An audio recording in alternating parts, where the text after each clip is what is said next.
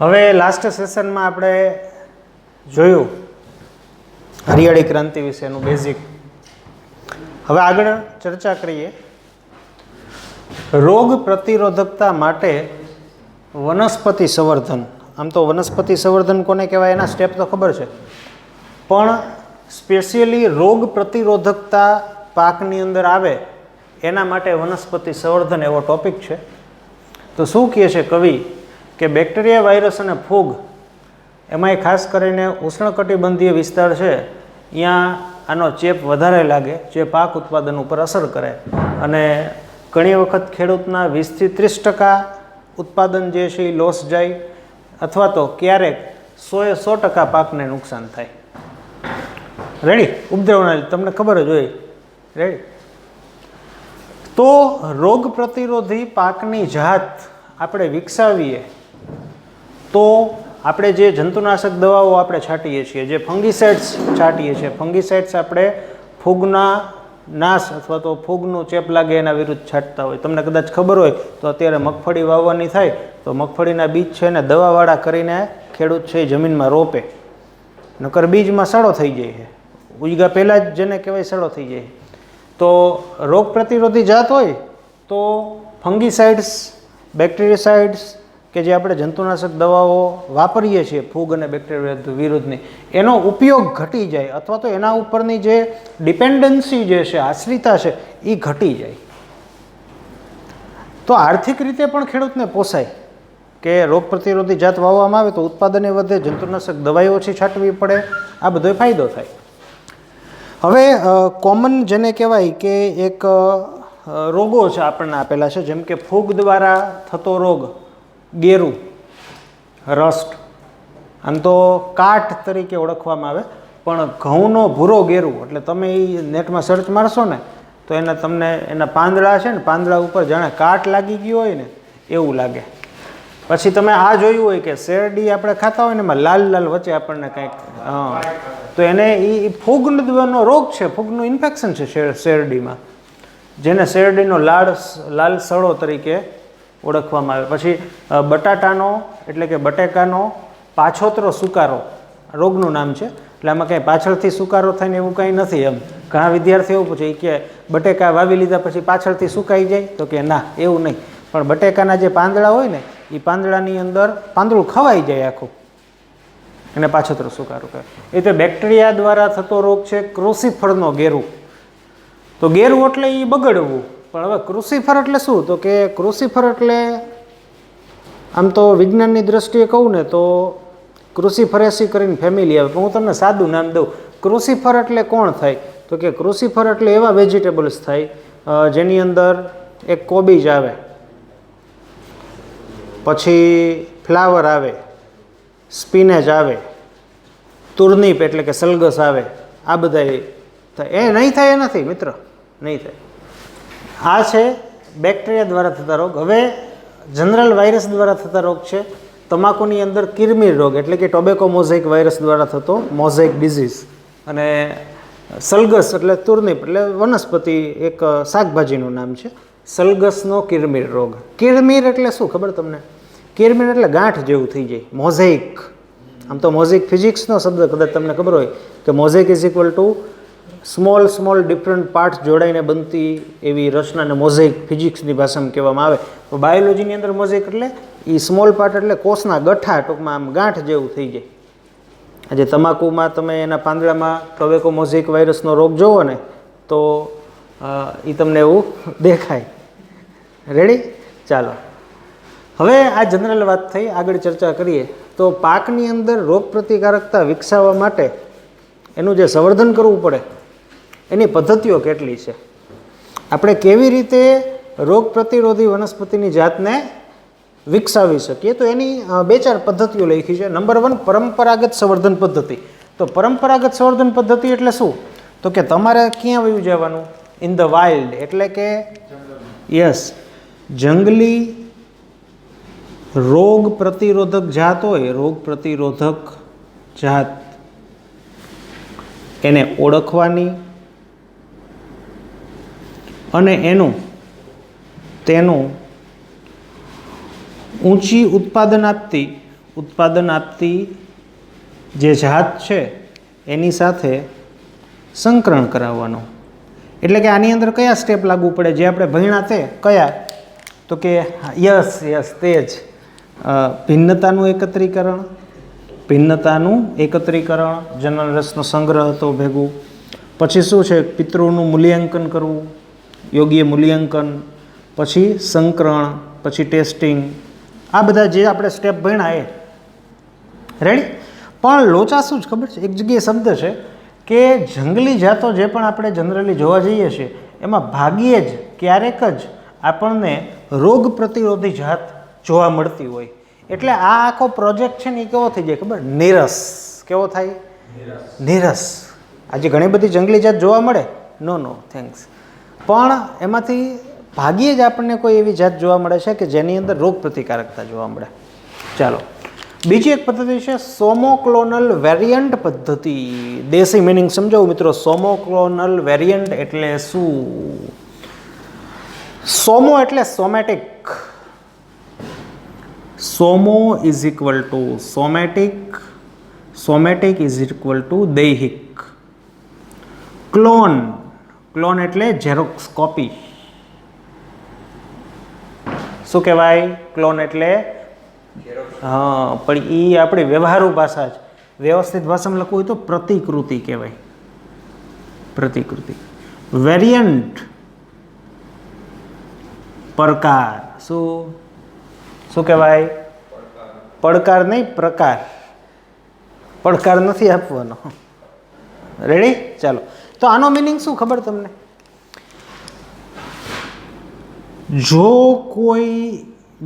કોઈ એવી જાત મળે, કુદરતી રીતે અસ્તિત્વમાં હોય, જંગલી જાત મળે, જો કોઈ એવી જાત મળે કે જેમાં રોગ પ્રતિકારકતા ઊંચી હોય તો આપણે શું કરવાનું ખબર છે? એના જે દૈહિક કોષ હોય ને મિત્રો, શું હોય? દૈહિક કોષ. એ લઈને સીધો જ એવો છોડવો આપણે બનાવી શકીએ. તો જો કોઈ આપણને એવી જાત મળે કે જેમાં ઊંચી પ્રતિકારકતા છે પ્લસ ઉત્પાદનની સારું આવે છે, તો તેના દૈહિક કોષ એટલે કે વનસ્પતિમાં આપણે વર્ધમાન કોષો લેવાના હોય, એના વર્ધમાન કોષને લઈને લેબોરેટરીમાં એક કોષમાંથી કેટલા? લેબોરેટરીમાં એક કોષ કે આવા કોષોના સમૂહમાંથી સમગ્ર વનસ્પતિનું નિર્માણ કરી શકાય. એ સાહેબ તમને સમજાવું, તમે ગયા હોય, તમને ક્યાંય જંગલમાં એવી જાત મળે, ધારો કે બટેકાની ઉચ્ચ પ્રતિરોધી, હવે તમને મળ્યા 2 છોડવા, રેડી? તો તમે 2 છોડવા લઈ આવ્યા લેબોરેટરીમાં. હવે મળ્યા 2, આપણે બનાવવા છે 250, તો એ 2 છોડવા જે હોય ને એની જે વર્ધનશીલ પેશી હોય ને એ કલેક્ટ કરવાની, અને એ વર્ધનશીલ પેશીનો જે સમૂહ હોય ને એને કેલસ કહેવાય. આપણે આ જ ચેપ્ટરમાં વનસ્પતિ પેશી સંવર્ધન છેલ્લો ટોપિક ભણશો એટલે તમને ખ્યાલ આવી જશે કે એ જે 2 છોડવા મળ્યા હોય એમાંથી એક છોડમાંથી આપણે વર્ધનશીલ પેશીનો ટુકડો લીધો. એ જે ટુકડો હોય ને એને ટેસ્ટ ટ્યુબમાં નાખવાનો. ટેસ્ટ ટ્યુબની અંદર સંવર્ધન માધ્યમ ભરવાનું, મીન્સ કે પાણી છે અને ખોરાક માટે ગ્લુકોઝ, સોડિયમ, પોટેશિયમ એવું બધું નાખવાનું. પ્લસ વનસ્પતિ અંતસ્ત્રાવો નાખવા પડે, સાઇટોકાઇનિન ને એવા બધા ઓક્સિન. એટલે એ જે કોષ હોય ને એ આખો વૃદ્ધિ પામે અને એમાંથી છોડવો બની જાય. વનસ્પતિ પેશી સંવર્ધન ટેકનિક કહેવાય. આપણે આ જ ચેપ્ટરમાં છેલ્લે ભણશું. તો હા, એના માટે સાહેબ BSc MSc કરવું પડશે, બોટની. રેડી? ચાલો, તો આ ટેકનિક છે સોમોક્લોનલ. સોમો એટલે સમાન, દૈહિક, સોમેટિક, ક્લોનલ એટલે કે એના જેવી જ પ્રતિકૃતિ મેળવી શકીએ. એટલે દેશી ભાષામાં હું કહું, દેશી નહીં પણ વિલાયતી ભાષામાં કહું તો આને વનસ્પતિ પેશી સંવર્ધન કહેવાય. વનસ્પતિ પેશી સંવર્ધન ટેકનિક. રેડી? ચાલો, ત્રીજી ટેકનિક કહું, જીનેટિક એન્જિનિયરિંગ ટેકનિક. કેવું? જીનેટિક એન્જિનિયરિંગ કદાચ નામ સાંભળેલું હોય તમે. કઈ કોલેજમાં થાય? ઓકે. જીનેટિક એન્જિનિયરિંગ જે છે એમાં એડમિશન લેવા માટે JEE આપવી પડે સાહેબ. યસ. ચાલો આપણે મૂળભૂત વાત ઉપર આવીએ. આ ટેકનિક શું છે, આપણે ચેપ્ટર નંબર 11 ને 12 કે જે જીનેટિક એન્જિનિયરિંગના ચેપ્ટર છે એની ચર્ચા કરશું ત્યારે ખ્યાલ આવશે. પણ જીનેટિક એન્જિનિયરિંગ એટલે ખાસ ટૂંકમાં ડીએનએના ટુકડાઓની અદલી બદલી અથવા તો જનીનોની ટ્રાન્સફર, ડીએનએના ટુકડાઓને કાપવા, એને અલગ કરવા, અન્ય સજીવ કે કોષની અંદર ડીએનએના ટુકડાઓને દાખલ કરવા. તો આખું એક એન્જિનિયરિંગ છે, બાયોલોજી નથી આ. તો આ ટેકનિકમાં શું કરવામાં આવે તો કે અમુક જંગલી જાત છે ને, જંગલી જાત કે જેની અંદર ઊંચી પ્રતિકારકતા હોય પરંતુ ઉત્પાદની ઓછી આપતી હોય, તો શું કરવાનું? તો ઊંચી પ્રતિકારકતા માટે જે પણ જનીન જવાબદાર હોય ને, એ જનીનને આપણે જીનેટિક એન્જિનિયરિંગની મદદથી એ જનીન કે ડીએનએનો ટુકડો કાપીને એને શેમાં ટ્રાન્સફર કરી દેવાનું? તો કે ઊંચું ઉત્પાદન આપતી જે જાત હોય ને એમાં ટ્રાન્સફર કરી દેવાનું. એટલે એક સાથે બે વસ્તુ આવી જાય. ઉત્પાદન તો ઓલરેડી ઊંચું જ છે અને આપણે ઊંચી પ્રતિકારકતાનું જનીન એમાં ટ્રાન્સફર કરી દઈ તો એ વનસ્પતિ ઊંચું ઉત્પાદને આપશે અને રોગપ્રતિકારક શક્તિ પણ એની વધશે. એનું એક્ઝામ્પલ છે ભીંડો, એ એસ્ક્યુલન્ટ્સ એનું વૈજ્ઞાનિક નામ છે ભીંડાનું. તો ભીંડાની અંદર આપણે આવું જ કર્યું. ભીંડાની અંદર આપણે એની જે જંગલી જાત કે જે પ્રતિરોધી જાત હતી એમાંથી ઊંચું ઉત્પાદન આપતા જનીનો છે આપણે ટ્રાન્સફર કર્યા અને જે નવી જાત મળી ને એ નવી જે જાત છે એને પરભાણી ક્રાંતિ તરીકે ઓળખવામાં આવે છે. કઈ ક્રાંતિ?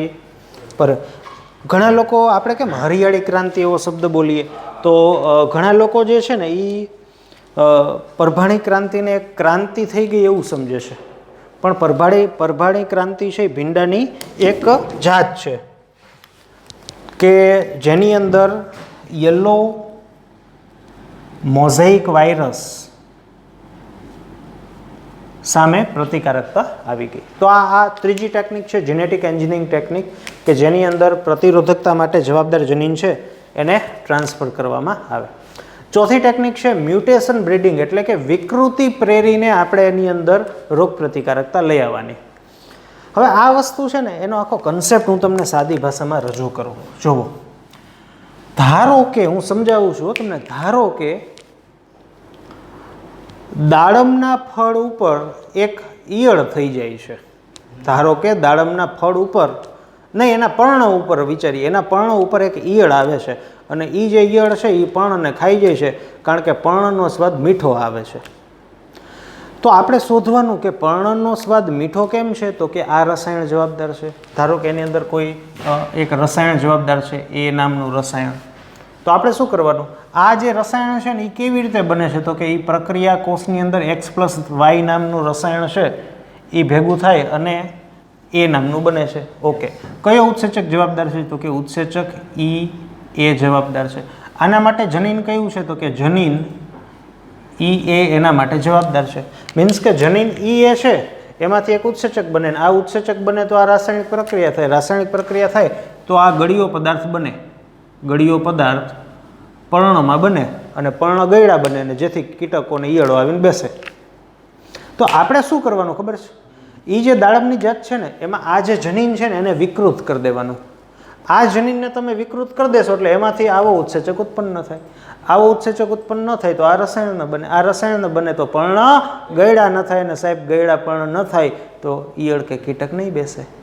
આવું કરવાનું. અને મ્યુટેશન વિકૃતિ દ્વારા બ્રીડિંગ એટલે સંવર્ધન. તો આવું તમે વિકૃત મીન્સ કે આ જે મેં વાત કીધું એ દરેક વસ્તુ માટે અલગ અલગ રીતે લાગુ પડે. તમારે શોધવું પડે. પછી તમે કામના જનીનો એને બગાડી નાખો તોય ન હાલે. એટલે બહુ આ તો ખાલી બોલવાની વાત છે કે આપણે અડધી મિનિટમાં બોલી દઈએ, પણ એ બહુ લાંબા રિસર્ચની વાત છે. આપણે એ બધું નક્કી કરવું પડે કે કયું જનીન છે એને વિકૃત કરીશું કે જેથી નોર્મલી બીજો કોઈ ફેરફાર ન થાય અને પર્ટિક્યુલરલી કીટકો કે રોગો પ્રત્યે આપણને પ્રતિરોધકતા મળી. બધું જાણવું પડે. એમને એમ કંઈ એલફેલ ગમે એમ ન કરી શકીએ. તો આવી વિકૃતિ ડીએનએની અંદર જનીનોની અંદર રસાયણ અથવા તો ગ્યામા કિરણો દ્વારા પ્રેરવામાં આવે છે. એક એક્ઝામ્પલ છે કે મગ છે એની અંદર આપણે વિકૃતિ પ્રેરી તો મગ છે એમાં યલો મોઝેઇક વાયરસ અને પાવડરી મિલ્ડ્યુ. પાવડરી મિલ્ડ્યુ એટલે એક પ્રકારની ફૂગ છે. પાવડરી મિલ્ડ્યુ એટલે એક પ્રકારની ફૂગ છે. એની સામે શું આવી ગઈ? પ્રતિકારકતા આવી ગઈ. સમજાય છે? તો આ છે જનરલી 4 થી 5 પ્રકારની પદ્ધતિઓ કે જેના થકી આપણે રોગ પ્રતિકારકતાને વિકસાવી શકીએ. નેક્સ્ટ સેશનની અંદર આપણે અમુક એક્ઝામ્પલ્સની ચર્ચા કરશું કે જે આવી રીતે જાત વિકસાવી છે અને કોના વિરુદ્ધ વિકસાવવામાં આપેલી છે એની આપણને માહિતી આપે છે. તો મળીએ ફરીથી નેક્સ્ટ સેશનમાં.